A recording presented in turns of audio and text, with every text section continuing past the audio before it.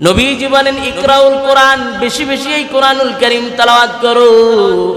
ফাইন্নাহু ইয়াতি ইয়াউমাল কিয়ামা শাফিয়ান লিআসহাবি, কেননা কিয়ামতের ওই কঠিন ময়দানে যেদিন তুমি তোমার জীবনের গুনাহের কারণে আল্লাহ তাআলার দরবারে জাহান্নামীদের কাঠগড়ায় তুমি দাঁড়িয়ে যাবে, সেদিন দুনিয়ার জমিনে তোমার বাবা, ভাই, আত্মীয় স্বজন, মা, বোন কেউ তোমাকে সাহায্য করতে আসবে না।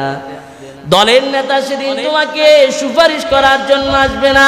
নবী আলাইহিস সালামরাও সেদিন তোমাকে সুপারিশ করার জন্য আসবে না।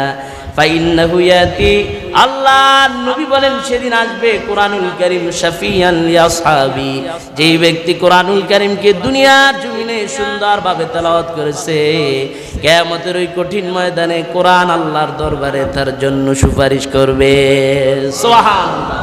কোরআন সেদিন তাকে সুপারিশ করে বলবে, ওগো রব, ওগো আল্লাহ, এই ব্যক্তি দুনিয়ার জমিনে আমাকে তেলাওয়াত করেছে, যেই মুখটা দিয়া তেলাওয়াত করলো এই মুখ জাহান্নামের আগুনে জ্বলবে, কোনোদিন হতে পারে না।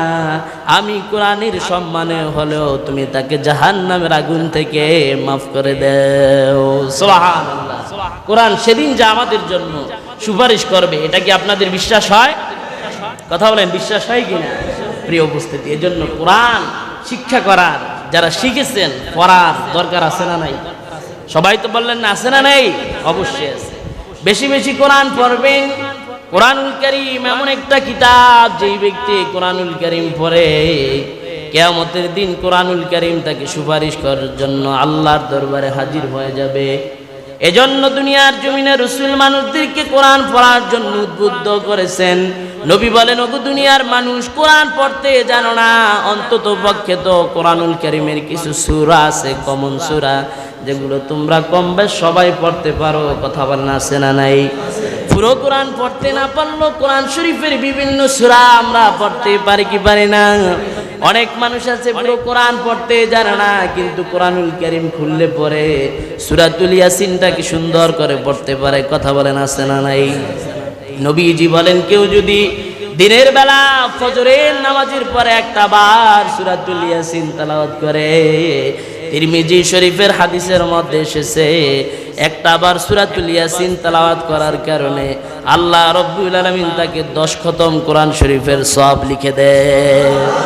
কোন মানুষ যদি মাগরিবের পরে সূরাতুল ওয়াকিয়া তেলাওয়াত করে, রাসূলুল্লাহ বলেন এই দুনিয়ার জমিনে কোনোদিন তাকে অভাব স্পর্শ করবে না, দারিদ্রতা তাকে স্পর্শ করবে না। দুনিয়ার জমিনে সে কোনোদিন রিজিকের জন্য পেরেশানি হওয়া লাগবে না, মানুষের নিকট হাত পাতা লাগবে না, ভিক্ষা করা লাগবে না, রিলিফের কার্ড নেওয়ার জন্য এমপি নেতাদের পিছনে ঘোরা লাগবে না।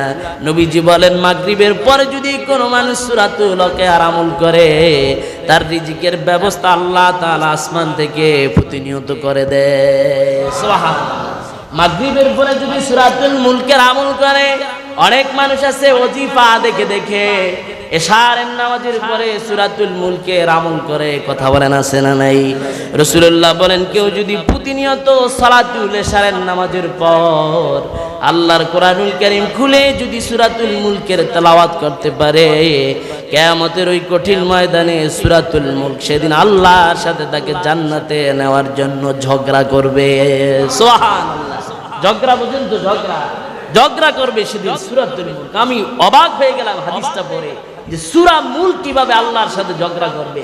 আল্লাহ তাকে জাহান্নামে নেওয়ার জন্য অপরাধের কারণে তাকে টানবেন জাহান্নামের দিকে, সূরাতুল মুলক গিয়া সামনে দাঁড়াবেন, ওগো আল্লাহ, সে আমাকে তেলাওয়াত করেছে, আমি যতদিন পর্যন্ত কোরআনের মধ্যে থাকব ততদিন পর্যন্ত তাকে জাহান্নামের আগুন স্পর্শ করতে দিব না। বলি সুবহানাল্লাহ। পুরো কোরআন পড়তে না জানলেও, পুরো কোরআন পড়ার সময় না পেল, অন্তত পক্ষে ফজরের পরে সূরা ইয়াসিন, মাগরিবের পরে সূরা ওয়াকিয়া, এশারের পরে সূরাতুল মুলকের আমল করা যায় কি যায় না? কথা বলে না, যায় কি যায় না? প্রিয় ভাইরা আমার, ফজরের পূর্বে পারলে কোরআন পড়বেন। ফজরের পূর্বের কোরআনের এত দাম, এত দাম। আল্লাহ রাব্বুল আলামিন বলে, ওয়া কুরআনাল ফজর ইন্না কুরআনাল ফজরি কানা মাশহুদা। ও দুনিয়ার মানুষ যদি পারো ফজরের পূর্বে সূরাতুর রহমানের তেলাওয়াত করো। নবীজি বলেন কেউ যদি সূরাতুর রহমানের তেলাওয়াত করে কঠিন কালেও সে কোনোদিন রোগের মধ্যে আক্রান্ত হবে না। দুনিয়ার জমিনে কত মারাত্মক মারাত্মক রোগ, ক্যান্সারের মতো জটিল কঠিন রোগ রয়েছে, ডায়াবেটিসের মতো মারাত্মক রোগ রয়েছে, এমন এমন রোগ রয়েছে যে রোগের চিকিৎসা আমাদের এই জমিনে হয় না। কথা বলেন আছে না নাই?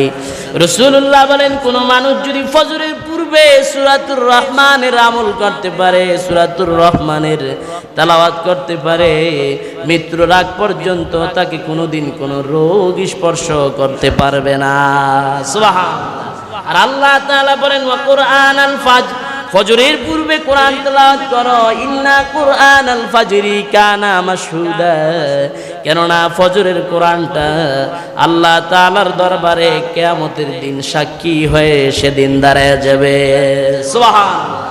ফজরের সময়ের যে কোরআন মানুষ তেলাওয়াত করে, এই কোরআন মাশহুদা সাক্ষী দিবে আপনার পক্ষে, আল্লাহ এই লোকটা আমাকে তেলাওয়াত করেছে, তাকে তুমি জাহান্নামের আগুনে দিতে পারো না বলি সুবহানাল্লাহ। এজন্য কোরআন পড়ার দরকার আছে না নাই?